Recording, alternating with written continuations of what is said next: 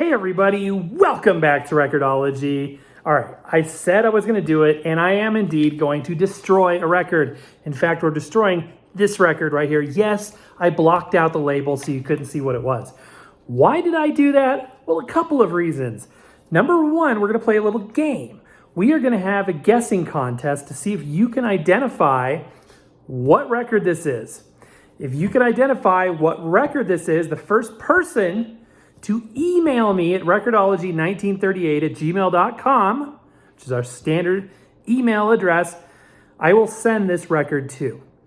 I will send you this record, but you may not want it when I'm done with it, and you may not be able to identify it when I'm done with it.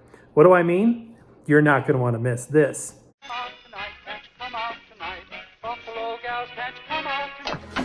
Welcome to Record-ology. Okay, so here's how it's going to work. We are going to subject this poor record to a variety of tests. We'll call them tests. We are going to play it on a suitcase player. And when we play it, until the very last time, we're not going to have the audio turned up. So it's not going to be that easy. But the very, very last time we test it, that's when you're going to have a chance to guess because I'm turning the volume up that time. So what we're going to do is this. The first time we're going to play it on a suitcase player, see if that does any damage. Then we're going to play it on my MPK slot-in record player that destroyed my Dave Brubeck styrene record. See what that does. And then we're going to try to play the rock blocks on it. Now you may be saying, no problem. These may cause minor damage, but it's not going to be so crazy that I can't identify it. Well, then the last thing we're going to do is we're going to, let's just say, not only just run over it with a car, but we might just sort of mash it into the asphalt on both sides with the car's tire kind of back and forth, grind it in. That's right, I'm going to do my best to utterly destroy this record. So if you can guess it, we'll play it after I do that with the car. So if you can guess what record this is after, at the very, very end, which is the only time I'm going to turn the volume up, put it back on the suitcase player after all that, and if you can identify what record this is, I will send it to the first person who can identify it correctly by emailing me recordology1938@gmail.com. Now, why did I pick this record and why did I black it out? I blacked it out because if somebody is looking for a certain record in their collection or this artist means a lot to them, you know, I don't want to offend anybody. And then I thought, well, this would also be a great opportunity for a little game. So I thought, hey, let's do that as sort of an added bonus. So let's get right into it, you guys. Okay, let's look at this record for a minute. Yes, I put an additional layer of security on there because I used a magic marker, and you know, sometimes those can fade or whatnot. So for the close-up shots of the hero prop, I will be using this rubber circle. It's actually a label protector. Anyway, I want you to notice that the record is in good condition. It's not brand new, perfect condition. It's actually a vintage record, not a valuable vintage record. It's just old. It's an old record. Let's say old. Forget I said vintage. I said old. All right, look at the modulation. It's still got polish on there. Boy, if you could identify the song by the modulation, looks like we have four loud passages grouped in two main areas. But anyway, it is a pretty daggum good condition record. The other side's a little rougher, so I'm going to stay with this side of the record. And again, we're going to just give it, you know, the treatment. Now, not only is this going to be entertaining, although I must say this, I hate destroying stuff. To me, it's kind of sad. I don't like people destroying record players, although my wife says we need to get in one of those anger management smash rooms where you take the sledgehammers and stuff. Let me know down in the comments below if that's something you would like to see.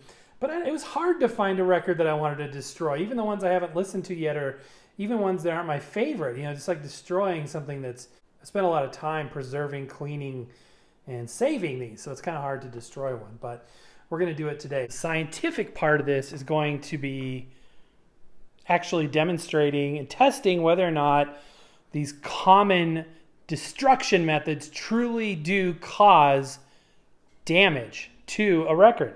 So we're going to start with the infamous suitcase player. And you know how I feel about this stuff. I've done many a show. If you haven't seen them, go check it out. But I maintain that these definitely have a place. But do they destroy records? Let's find out right now. So I'm going to spin this at 45. The unit, and I'm going to make sure we got it on here. And there we go. It is spinning. And I am going to drop the needle there. And let's see if this is going to be carving it up or not. Okay, so we're well into the record here.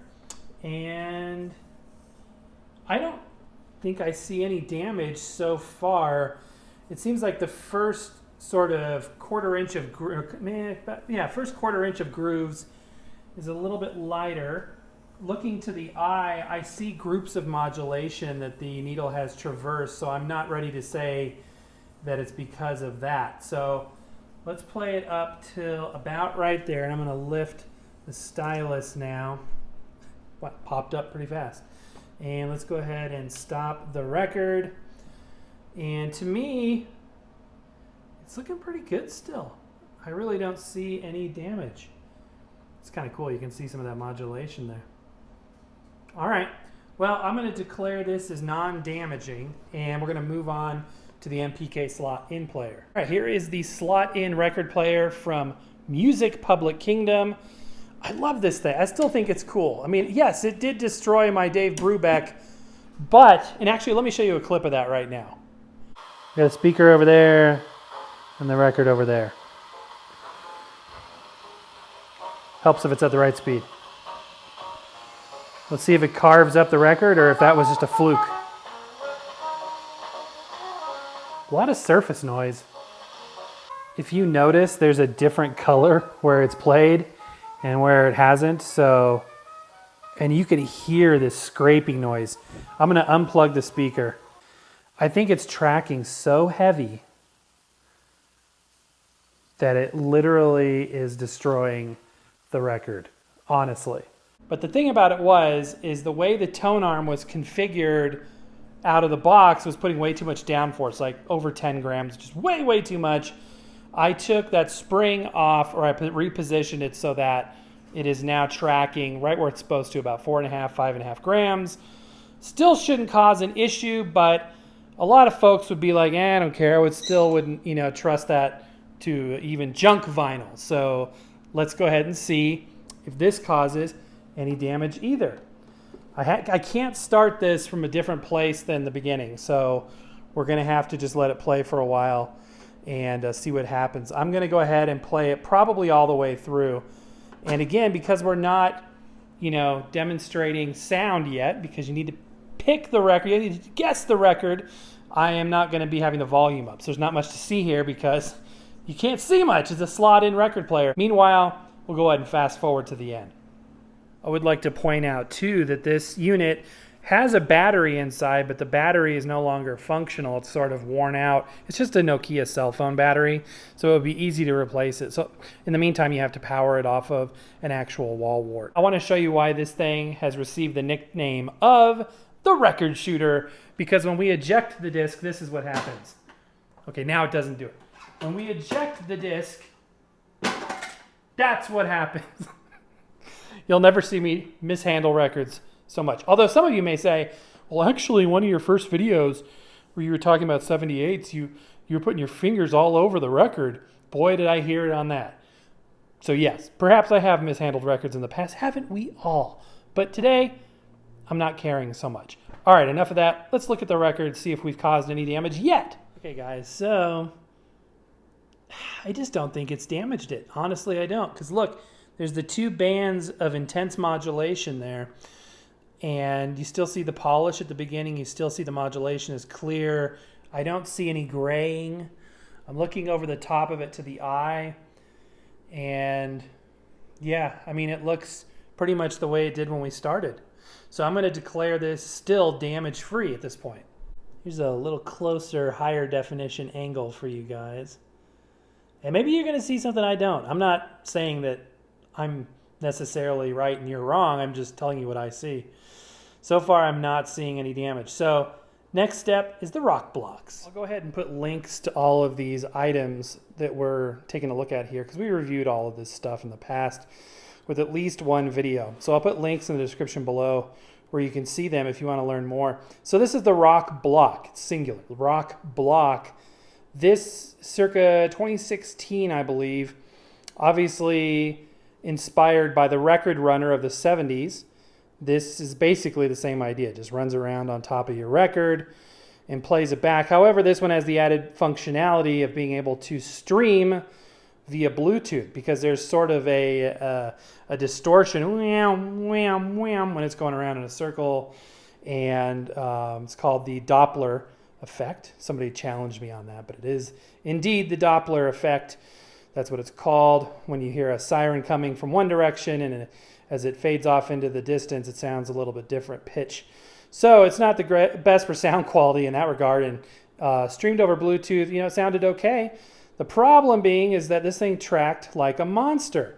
It uses a ceramic cartridge, as you can see. That in and of itself isn't a problem, but a couple of things here. It's plowing through the record with the stylus pressing forward. So this drives the stylus this way versus allowing the record to, move across at a different angle.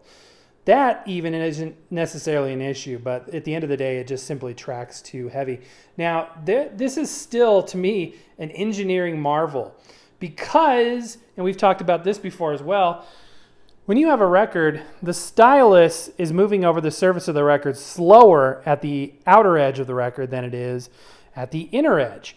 Now, the record is mastered with this same speed phenomenon. So you don't have to change the speed of the record being played in order to hear it back. It's called constant angular velocity. However, because this is driving over it, it cannot maintain a constant angular velocity and accurately play that back. So this literally has to change speeds as it moves towards the inner parts of the record. And how does it do that? It does it based on the position, the angle of the cartridge. So considering it worked in the 70s too, I think that's pretty phenomenal. Okay, so let's see here. We're going to go ahead and flip this bad boy on to 45. And I think it should just go. So I'm going to go ahead, I'm going to position it about halfway back. The way you start it is with this, I believe, and then that's the way you stop it as well. They tell you in the manual, do not try to grab it while it's in motion. The way you stop it is by letting that little antenna hit your finger there. Now this record is pretty light and this table is really slippery, so that's why it kind of jerked there. But is this going to carve up our record? I think it's amazing that this thing can maintain, contact with a groove. It's such a tight circle as this even, but I think I'm seeing a ring form. What do you guys think? I think I am. I also think the battery's a little bit low because I feel like it's slowing down a little bit there. But I do feel like this might actually be damaging the record. It damaged records when we tested, although I don't know if we tested on a 45. We tested on a 12-inch record. But I feel like I am noticing a pronounced band of discoloration there, sort of in the middle where we started it, which would indicate that, yes, indeed, this device is damaging it. So let's go ahead and stop it. Not so gracefully done. And let's take a closer look at that record surface. Okay, we definitely have some damage here. Now, if I put my hand here and sort of create a shadow, you can see it more clearly, especially back here. Normally, I wouldn't recommend pointing metal scratchy tools at a record surface, but in this case, I think it's okay. Starting here, which is where we began playing the record, to about here, this band of discoloration is damage. Basically, it was simply, pressing down too hard on that record surface. So we've begun to damage the record, but I hazard a guess that you will have no trouble identifying it if I were to play it at this point. So we're gonna have to do some more damage. And now's when we take the car to it.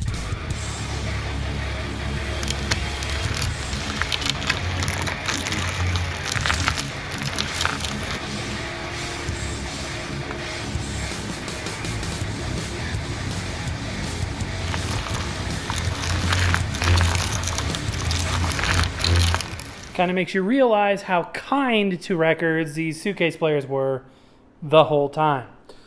So, for those of you that are feeling a little welling up in your eyes, feel like you might shed a tear, not for the record, for the record is not coming back to playing condition. But if you're thinking about this poor cartridge or stylus, fear not, because I have a bunch of them. So we'll replace it. Now, this is your chance. Get your listening ears on, ladies and gentlemen. You too, well, actually only one of you, can win this record if you can identify what is on it. Helps if you plug it in. Okay. Without further ado, the mystery record. Let's see what it says. What the heck? Whoa. There's a little hint there. Did you get that? All right, that's all the hints you get. Now I got to look at the stylus. I'm really curious. Let's pop that stylus off. That was an amazing sound. This poor stylus. All right, here we go. You know what? It's not as jacked up as I thought it would be. I mean, it's hard to tell. It's probably not in the best of condition. I'm going to toss it still, but there you go. So I hope you enjoyed this dual show of testing and destruction all in one. We tested various methods for destroying your records, and we definitely documented a couple of ways to do that. A little bit with this, a whole lot by running over it with a car and turning the wheel back and forth. The suitcase player, not so much. The modified slot-in player, not so much. I think that now we've perhaps possibly put to rest all of the conspiracy wrapped around suitcase players damaging your vinyl. Okay, that's it. Now, if you think you know what record that is, shoot me an email, recordology1938@gmail.com, and your mailing address and name and all that good stuff.